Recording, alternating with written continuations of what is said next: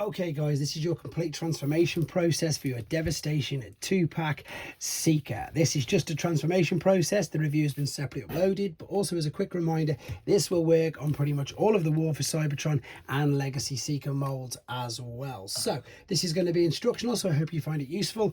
We're going to start off with taking off the accessories if you've got them attached.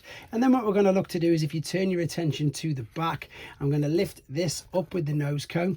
I'm going to make sure that these are folded out of the way like so, and then what I'm going to do is I'm going to hold onto the chest and I'm going to pull it all the way away from these shoulders, which you can see here it is just held in underneath them tabs there. Now the reason why we've done that is so you can then lift this part up like so.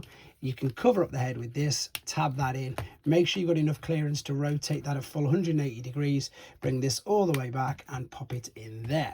You can now turn your attentions to the fists, because these are going to fit nice and snugly into there.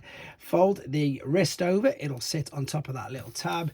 If you lift this little part up here, this is where you need to pay extra attention, because if this goes too high, that grey bit there, you won't be able to collapse this over. So you need to have it pointing forwards, and what it's looking to do is basically, let me get this the right way over, I've gone too far, is you're looking to collapse it through the gap that we've just made. So through this hole, coming right through there. So what we're going to do, let's collapse it over, it'll fit through, and you can see it's just filled that gap there. As I say, if you're too high or if you misalign it, it'll be a right pain to get it to actually line up. So that is one thing that you definitely need to be aware of.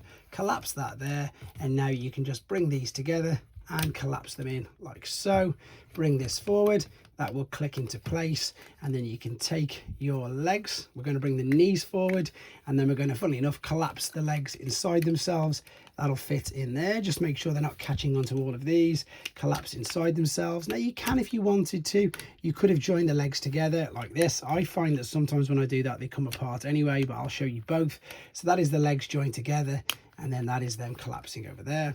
Close the feet and the heels together, bring the wings down like so, and then what you're looking to do is fold the spikes forward and then push this down in there to close the gap, and then again just correct everything to make sure it's pushed in, and close the knee parts down, and that's your alternate mode. So funnily enough, taking him back super easy because there's not much more to be aware of. You can hold on to this now you can separate. Make sure the knees just come slightly off and extend that out. Then you can clip these together, fold these back, fold out the toes, fold out the heels like so, and now separate the legs if you want to. Disconnect this ever so slightly, then take your chest, fold this forward. Before you do that, take these and make sure you lift that up. That's the main thing for this to remember, just to fold that bit up out of the way, and now you've got enough space to collapse that. Fold out the arms, we'll deal with them in a second. Before we get there though, let's separate the nose cone from the head. Bring this forward, and again make sure you've got clearance to do 180 degrees. Huge cutout through there. Bring this forward and over, tab that into place. As you bring this up, the rest of the nose cone will fit behind it. Just make sure it stays in line. Then you can push that right down and behind it, and then make sure this fully clicks over. Sometimes it doesn't go all the way in, you've just got to really sometimes apply a bit of force.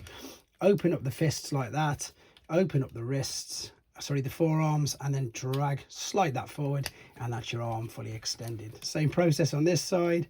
Open this up, lift that off there and slide it forward, collapse it over, and that is him back into robot mode. Hope this helps you out. Take care.